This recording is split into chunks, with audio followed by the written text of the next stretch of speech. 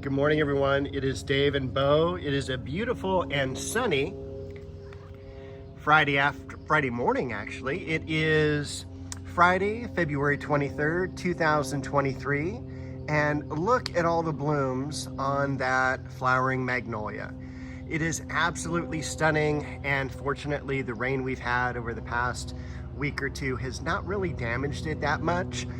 It does make me a little sad though, especially when I start to see the leaves come out like that, because I know it's going to be a whole nother year before it looks like this.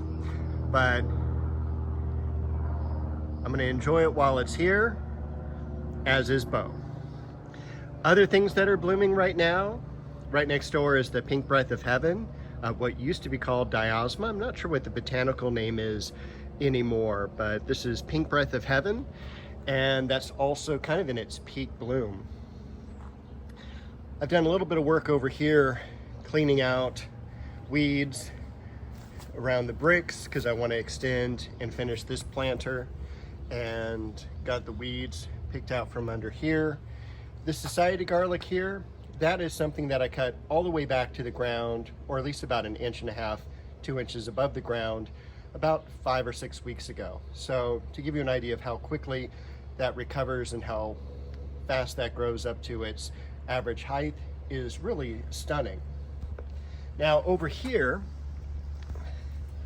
we've got the daffodils that did get beat up a little bit by the rain, but they still look absolutely beautiful. But what's exciting is we've got 2 other buds coming up. So we've got double the blooms that we had last year, and that's really cool. Other things over here, we've got some blooms on the lavender, even though I should have really cut these all the way back by now, but I'm not going to complain. Spring is right around the corner here. We are about 3 weeks away from our last frost date. We have never had a frost past March 15th. We have some of the dwarf daffodils. I think those are called jonquils. I kind of figured out where to put the begonia. I'll share that with you maybe later in this video. Got some blooms that aren't really focusing too well on the quince.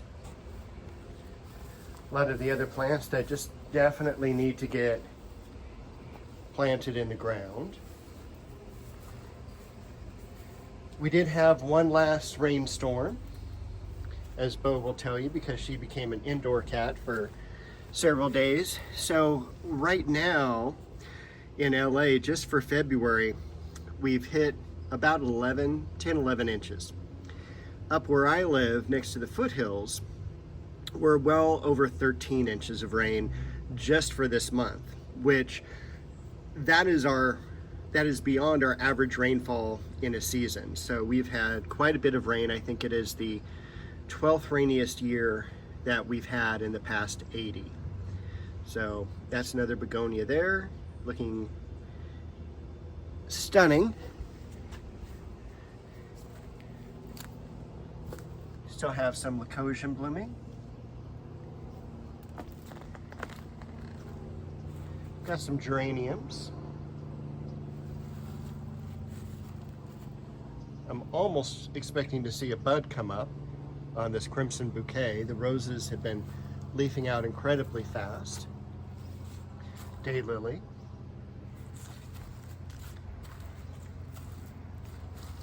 Got a lot of fern creeping in here, but our very first February silver daffodil. Beautiful, I don't know if you'd call that a pink or rose flower, but that is the first of the season, and at least on the calendar it is correct. It is still February.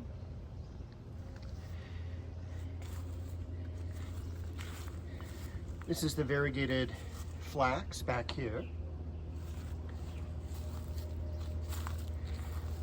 Got a lot of leaves now to pick up out of here. A ton of them dropped this past week.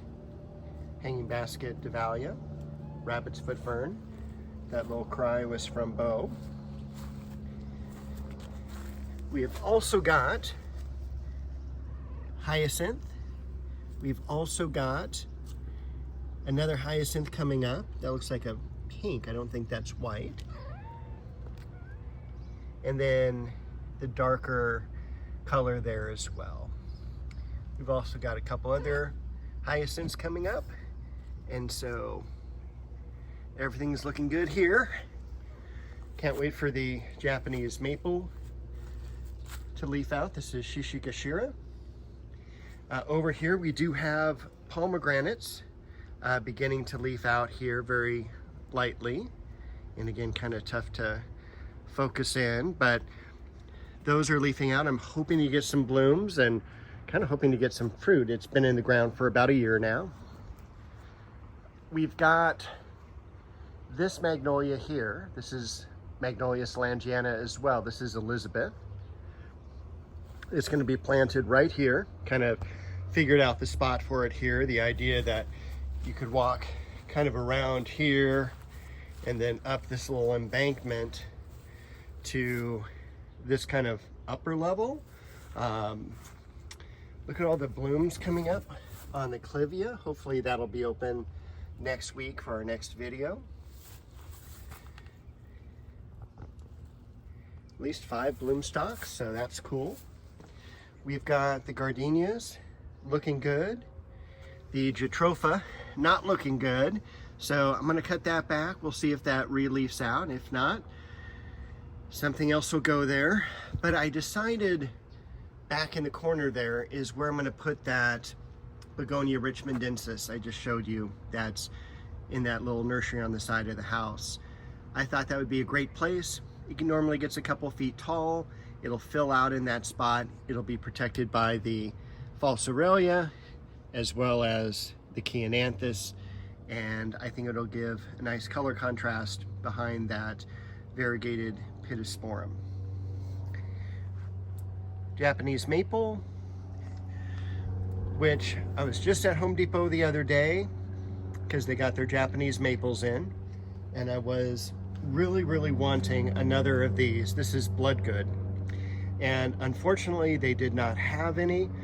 They had a couple different weird sizes, weird by like 2 gallons, so it kind of was the same size as these roses over here. And then they also had like the 7 or 10 gallon container. 10 gallon ran about $110, 2 gallon ran about $40. The 2 gallons looked nice. They weren't this variety though, but I'm probably gonna go check out a couple other Home Depots and see if they have, this was a 5 gallon Bloodgood, and I got it for $60. I should have gotten another one at the time because I want to put it over here. I want to balance it out, but I didn't. And in the nursery business, sometimes you only get one shot.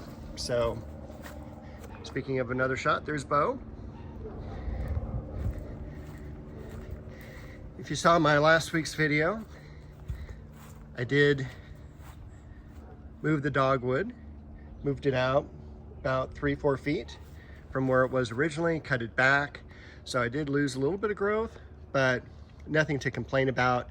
And it's kind of centered between the apple and the macadamia. And it's also going to provide some afternoon shade to the Japanese maple that I put here. So other than that, Westringia still holding up, looking good. All the Scilla, but no bloom stalks yet. We do have some leafing out of the Cecile Brunner climbing rose. This other begonia looking good. Survived the winter, knock on wood. I mean, we still have a few days, but the next 10 days were in the high 40s, low 50s at night, so that's not going to damage that at all. And then after that, we've only got 11 more days till our frost-free date. So a lot of the roses are leafing out. I still need to do a lot of work over here. There's just, unfortunately, so many hours in the day. Got the almond bush there. This is the sweet pea bush. One of many varieties, I should say, of sweet pea bush. I am surprised at how many irises are blooming, and you really can't beat that variety of pansy that has the curly flowers. It is my favorite, and they are just so different and so distinct. Got a lot of the daffodil white lion coming up. This may not have been the best place to plant them because the flowers generally are going to go in a different direction than the pathway that people are going to see it. But we will see. Got the creeping geranium here, Queen Elizabeth in the back, some foxglove behind that,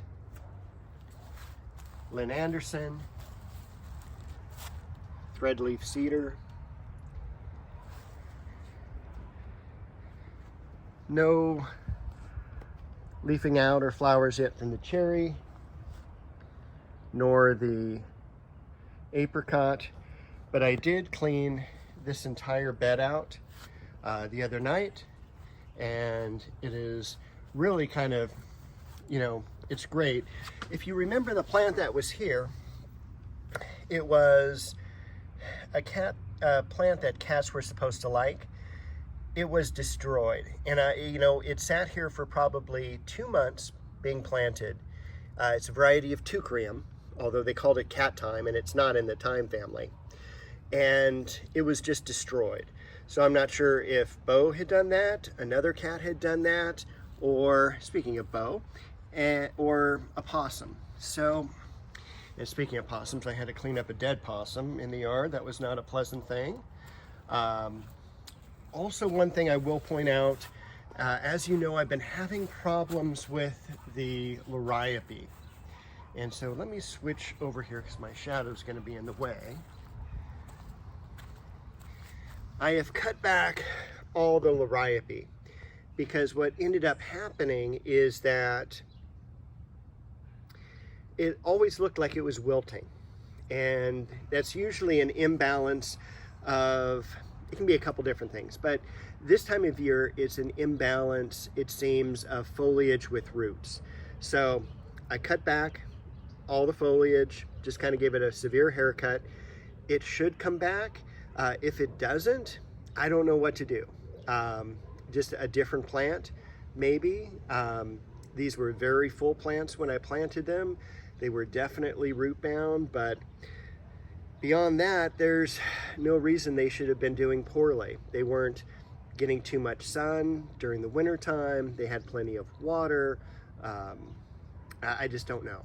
It's just one of those things. And, you know, it's kind of funny because I would have customers when I worked retail that would buy the most exotic plants, orchids, and things that just don't grow in our climate and do great. And then they'd plant equisetum, horsetail, which has been around since the dinosaurs, right? It's one of our oldest plants around, and they would be killed. You know, so it's just like, you know, it's like they can grow the tough stuff, but the easy stuff is difficult, and maybe that's what I'm having here with the liriope.